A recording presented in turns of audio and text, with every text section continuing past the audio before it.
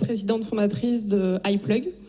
iPlug, pour les personnes qui ne connaîtraient pas encore l'entreprise, c'est un cabinet de consulting dans la transition énergétique maritime pour accompagner les clients finaux qui ne connaissent pas toujours les fournisseurs et les différents acteurs de l'industrie vers des transitions de technologies durables et énergie verte dans l'hydrogène, l'électrique et les biocarburants.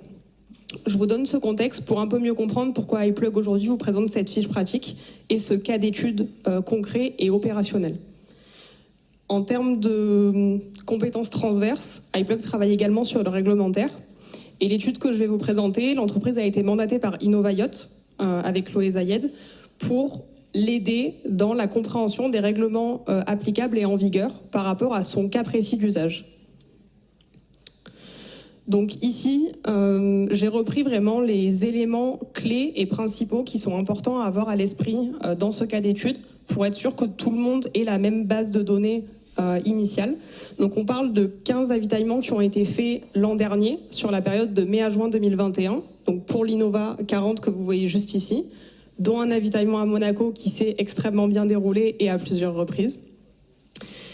Les autres avitaillements donc, ont été faits dans 8 ports différents entre Marseille et Monaco.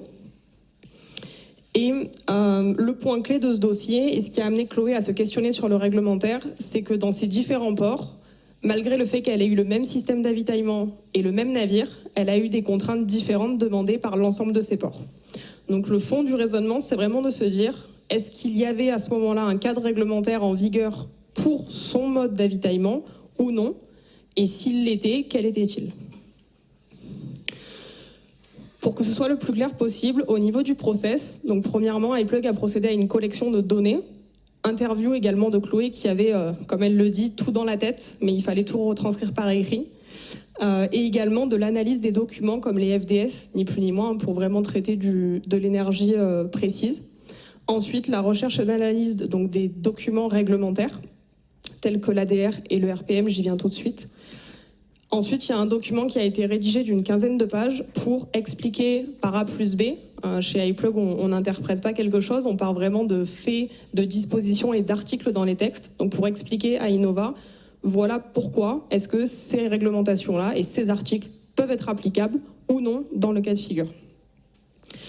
En dernier point, c'est donc la fiche pratique que je vais vous présenter sur la prochaine slide. C'est un condensé de l'essentiel à connaître en tant que port, et plus généralement d'un point de vue culture pour n'importe quel acteur de l'industrie qui se questionne sur les types d'avitaillement, pour savoir comment procéder à l'avitaillement d'un navire en hydrogène gaz comprimé au sein d'un port avec un camion, donc une solution mobile. Au niveau des points clés, donc je les ai vraiment repris ici, ce qui est important quand on parle de réglementaire, c'est vraiment de savoir de quel cas de figure on parle. On a l'énergie, on a le conditionnement de celle-ci, on a son transport, et on a d'autres variables telles que la récurrence, par exemple, qui interviennent également, et qui sont des sujets d'interprétation dans les textes réglementaires.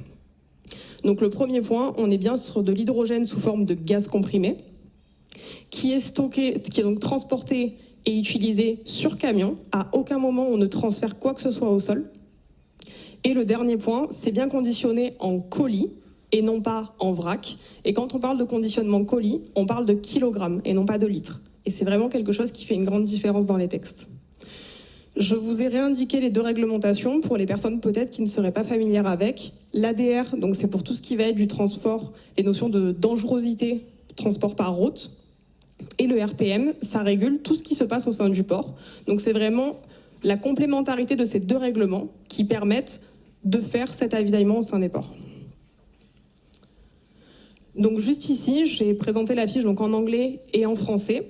Vous retrouvez la fiche qui a été établie, qui est vraiment cette synthèse des conclusions du dossier. Je vais reprendre notamment les premiers points avec vous. Donc au niveau du cadre réglementaire, on entend souvent il n'y a pas de cadre ou bien oui, si on parle de station hydrogène, on est en ICPE. C'est pas quelque chose qui est nécessairement faux si on prend la phrase mot pour mot comme ça. En revanche, quand on parle de solution mobile qui n'est pas au sol, l'ICPE n'est pas applicable, tout simplement.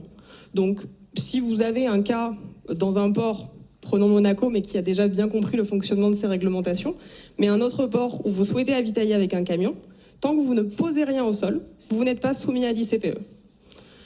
C'est un fait avéré. En termes de conditionnement, donc comme je vous l'ai cité juste avant, cette fiche est valable seulement, et j'insiste vraiment sur ce point, dans le cadre d'un conditionnement donc sous forme de gaz comprimé en colis, transporté par camion et qui est soumis à l'ADR. Pour faire une petite parenthèse par rapport aussi à cette notion de camion et d'ADR, on entend souvent parler d'ATEX. L'ATEX, c'est amplement applicable en ICPE. J'ai poussé la recherche à la demande de Chloé qui m'a dit « J'aimerais vraiment comprendre foncièrement jusqu'où vont les réglementations et ce qu'on peut faire d'un point de vue contractuel. » Et on s'est rendu compte que l'ATEX, indépendamment si on est en ADR, ça n'est pas réellement applicable. Par contre, ce qui va venir conditionner, c'est le type de solution utilisée sur camion. Et donc au moment où l'hydrogène transite vers le navire, c'est là qu'on va définir une distance liée à l'ATEX.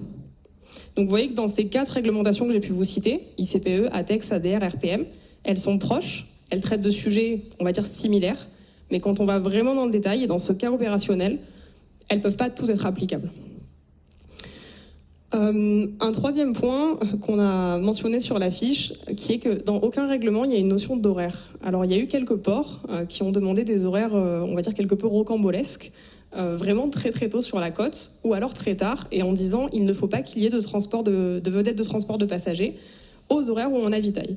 Et en fait, dans les textes, ça n'existe pas. Donc c'est, on va dire, de l'interprétation de précaution de l'être humain, en quelque sorte, mais en aucun cas légitimement, cela peut être imposé en disant c'est à 5 heures sinon rien les avitaillements d'hydrogène. C'est pas contractuel. Après, c'est une question d'entente avec le port et de bon sens, je vais dire, si évidemment le lieu où le camion arrive, il y a une vedette de transport de passagers en même temps, on ne pourra pas mettre 2 bateaux au même moment, mais en tout cas, ça n'est pas dans les textes. Et c'est un point qui a été souvent soulevé. Dernier point qui est un peu plus logique, mais au niveau de l'ADR, donc tout ce qui est règles de circulation, évidemment, c'est à respecter dans l'enceinte du port. Donc ça, c'est vraiment pour que vous ayez le contexte. Et ensuite, les prérequis listés, simplement, c'est pour aider la capitainerie à se dire, je reçois un coup de téléphone, on me demande un avitaillement avec un camion pour de l'hydrogène gaz comprimé. Concrètement, qu'est-ce que je fais? Qu'est-ce que je regarde? Où est-ce que je vais chercher les données? C'est vraiment le raisonnement de cette fiche. C'est un but pédagogique pour l'industrie de pouvoir aider de façon commune. C'est pas quelque chose qui est exclusif à Innova. Ça correspond à son mode de transport et d'avitaillement utilisé, mais s'il est dupliqué, les règles derrière restent similaires. Donc comme vous pouvez le voir, il y a des mesures, prévenir la capitainerie 24 heures avant, en indiquant impérativement le temps de recharge. Ça, on est vraiment à l'instant, à J-1 de la recharge évidemment. Les FDS, etc. se transmettent bien plus tôt, mais ça dépend du fournisseur pour pas trop vous perdre.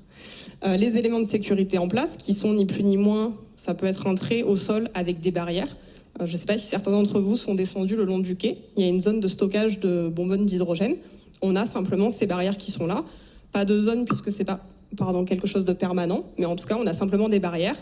Et comme on est au sol sur Terre, on a l'indication ATEX que vous pourrez voir si vous descendez. Le camion qui doit être toujours donc, dans cette zone de sécurité et dans le sens du départ. Cette mesure-là, clairement, c'est la même pour du diesel, de l'essence. Il ne peut pas arriver et se mettre dans l'autre sens, ni plus ni moins. La prise de 120 volts systématiquement, idéalement 380, ça va dépendre de la station d'avitaillement et de la platine utilisée. Donc une configuration avec le fournisseur. La mise à la terre, qui doit être vérifiée au préalable par le port. Ça ne se fait pas 48 heures avant. C'est pour ça que je vous disais, les documents se transmettent bien plus tôt. Mais il y a 24 heures avant comme un rappel au port en disant on arrive bien et voilà comment ça va se passer. Et en dernier point, donc les consignes de sécurité. J'ai laissé les heures libres simplement parce que selon les ports, ils peuvent demander de les avoir un peu plus tôt, un peu plus tard, ça peut varier. Donc c'est quelque chose à faire, mais à vérifier, je dirais, avec le port. Donc voilà pour ce cas d'étude. L'objectif aujourd'hui, c'était vraiment de vous parler de quelque chose de concret, d'opérationnel, qui a été fait, qui a été touché du doigt, et d'être parti à l'envers en se disant ça a été fait, et quel est le cadre réglementaire vraiment qui est légitime, et non pas des idées peut-être des fois reçues ou de craintes humaines, ce qui est totalement compréhensible, mais en tout cas d'essayer de prendre vraiment la base, le tronc commun, et ensuite de se dire ok, si dans un port on a un RPM particulier, ce qui peut exister, il y en a un national puis dans chaque port, on va réadapter avec quelques mesures supplémentaires. Mais en tout cas d'avoir vraiment ce tronc commun pour l'industrie, et Innova Yacht le vit aujourd'hui, mais les prochains à mettre des navires à l'eau qui fonctionneront avec de l'hydrogène en gaz comprimé, auront les mêmes sujets d'avitaillement sur du mobile. Voilà, donc je vous remercie, ça a bougé, en tout cas pour votre attention.